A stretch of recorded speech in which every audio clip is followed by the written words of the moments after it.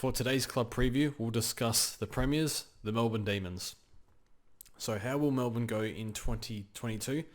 It's hard to see them not winning the flag, to be honest, or at least top two. So most complete list in the league, star power. They have so many great role players, well structured, well drilled.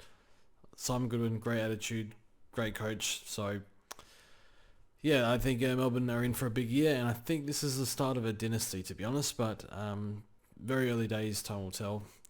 But yeah, we'll discuss some of their players. Definitely the Rucks, probably the most interesting, and then we have some elite midfielders that we'll touch on as well. So we'll start off in defence. So Melbourne, they have Christian Salem and Stephen May. Start off with Salem. So with Salem, he's done this his whole career. You feel like he's had patches where he's been really good, but then he just drops random 50s and 60s. Kind of your high ceiling, low floor player. So these sort of players generally better as upgrade targets. I'm not sure Salem's in the top. He did average the 94, but I'm not sure he's a top 8 defender or not. For that reason, I don't see much reason to start him. He could end up there, but I think we have better options. So Salem's a pretty easy pass, but had a really good year. And then Stephen May. So Stephen May, a lot of people brought him in last year when he was 400k, which worked out okay. With May, he needs to be taking 6-7 kickouts a game, which is pretty much what he was getting in 2021. So he's not a starting pick, key position player. They can intercept. They have games where they just won't touch the ball for ages and score low, or they might have games where they just dominate their opponent and just intercept everything. So for that reason, Salem and May are no-goes. And if May gets to 400k again this year, I probably wouldn't do it, despite the fact that I did it in 2021. Now, he had a good stretch without soft tissue injuries, but had a hamstring issue late in the season, and that carried through the grand final. So for me, May is a pass, and Salem is also a pass. So move on to the midfield, and we have Christian, Petrarca, and Clayton Oliver. So I think we'll start off with Oliver, a bit more expensive. And what's interesting about the Clayton Oliver pick this year is there's a few things that have changed with him. So in 2021, he had the shoulder surgery, which set him back, and he didn't play the Amy Community Series game because he was sore. Did miss a few training sessions here and there. This year, he's having a full preseason. Decided to trim down a bit. It didn't really work for Cripps, although Cripps probably has had other issues going on. So is this going to work for Oliver? I'm not sure. He's just trying to improve his game, really. So based on that, it probably should, but I'm not too sure. Said on Dylan Friends, which he featured on last year, that he was a bit sore, and he thinks that he can improve his game. So he should be able to actually improve based on this, really, on that 124 average. So it's hard because he does share the buy, and buys, who knows this year, but does share with Neil and Tom Mitchell, who I both currently have. So I don't know how I can pick him, because it is that last buy, which will lose the Ruckman in that line as well. A few defenders. So I don't know if I want to start all three. But yeah, Oliver, perfectly fine starting pick. Probably just a tad below the top guys, like Steele and McRae, but just, every now and then does get tagged. Doesn't really happen too often, but it can happen maybe once or twice where he just drops a really poor score. So for me, Oliver, I want to pick him, but I'm not sure. I have him fourth behind Took, McRae, and Steele, but he could easily move up probably a spot there. So for me, I won't be starting Oliver, unfortunately, but I'd love to have him in, and it will be quite painful watching him because he's an unbelievable player. He has those boom games that a lot of players don't have. He can hit 200. I think, McRae and Took, I don't think they had scores over 160 or 170, whereas, Oliver will drop a 200 probably once a year. So a little bit of upside with the pick. Perfectly fine pick if you want to pick him, and yeah, pretty bulletproof option. The other one is Petrarca, who averaged 122 post-buy, including finals. So watching Petrarca, especially the first half of the year, his disposal was especially his kicking inside 50, was missing by a lot. So out on the falls, just turning it over a lot, which would explain why. For example, Petrarca averaged more in AFL Fantasy than Oliver in 2021, but the difference in Supercoach was about 14, 15 points. Actually, it was 13 points. So the disposal would have been a big factor in that. But with Petrarca, the reason why I don't love him as a starting pick is when I watch him play, he has slightly less opportunity to get the ball because he will play, I'm not sure if the striker role is the right word, but he will spend more time in the forward half than the back half. Whereas, you see other midfielders like Steele, Oliver, McRae, they'll all attend stoppages in the defensive half or the defensive 50, whereas you don't really see that as often with Petrarca. He'll just, Oliver will be back there and Petrarca will be on the flank or whatnot, maybe a bit more further up. So slightly less opportunity to get the ball, but still 122 average post buy. You could pick him if you really love him. I think there's a lot of other safer bets, but yeah, superstar player, top 3 player in the league, unbelievable grand final. Could he turn into Dangerfield and go 130 and go up another notch?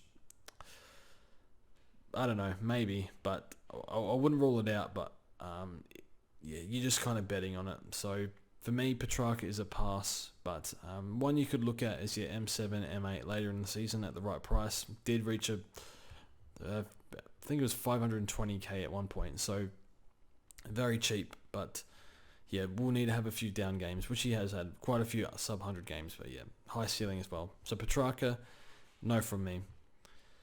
In the rucks, we have Max Gawn, and we'll also talk about Luke Jackson as well. So Max Gawn is, well, first of all, his post-buy average, including finals, was 114, whereas in previous years, excluding the Corona year, it's been 125 plus. Corona year was ridiculous, higher time on ground, so it's a little hard to, where is that year for compared to other years, but with Gawn, it's clear that given his second half of the year of 114 average, it does make it hard to start him with the way Grundy's preseason is going, and Sean Darcy, the way he was able to score at will in 2021. So that's pretty much it. It's the post-buy average. It's Luke Jackson, which we'll talk about in a second.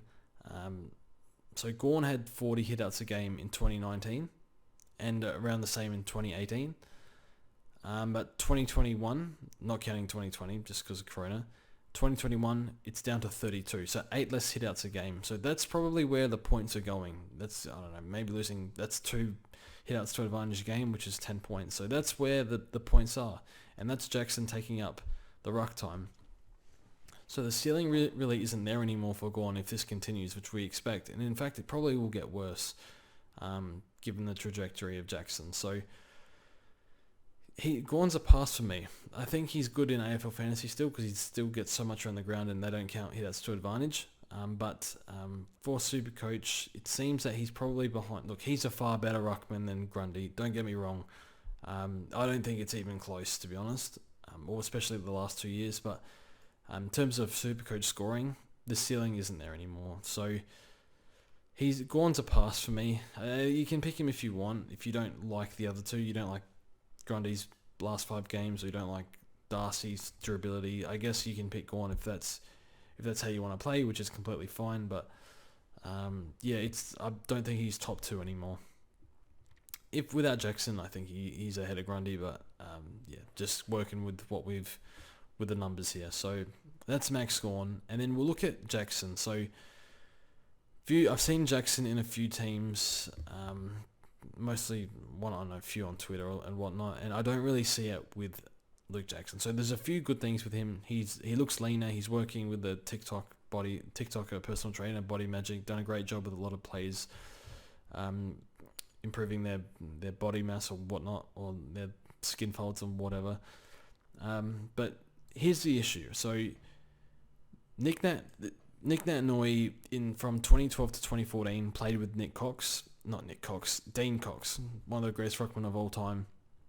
Nick Nat averaged twice in the 90s and then once in the 110s with Cox. But Nick Nat was getting 25 odd hitouts a game. Cox was also getting 25 hitouts a game, roughly. Whereas, as I said, with Gawn, Gawn was getting 32 hitouts, whereas Jackson was getting 10 hitouts in 2021. So, Gawn's getting 20 more hitouts than Jackson. Nick Nat and Cox were getting the same. So, if we see some indication that the Rucks split is going to be the same, they're getting low 20s each between Gawn and Jackson, which I doubt will happen, then there might be potential for the Jackson pick.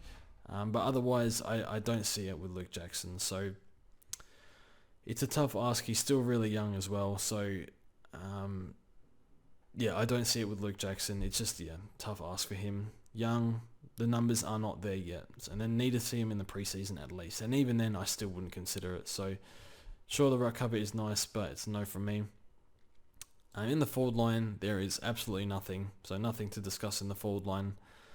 And then we can move on to the mid prices. So I only have one name here, and that's Jake Bowie. So basically with Jake Bowie, there's really nothing to suggest that he will be, reach 450k, for example, or reach 410k, which wants to make 150k in 2022. Just because there's no proven scoring history. He's a good ball user. He played his role well. 17 disposals a game, low contested rate, doesn't tackle. Time on ground's only in the 70s, which needs to be higher for halfbacks. So you're basically betting on him breaking out and going 85 plus, because that's what you need from him minimum at that price. I think he went in the 60s somewhere. I can't even remember.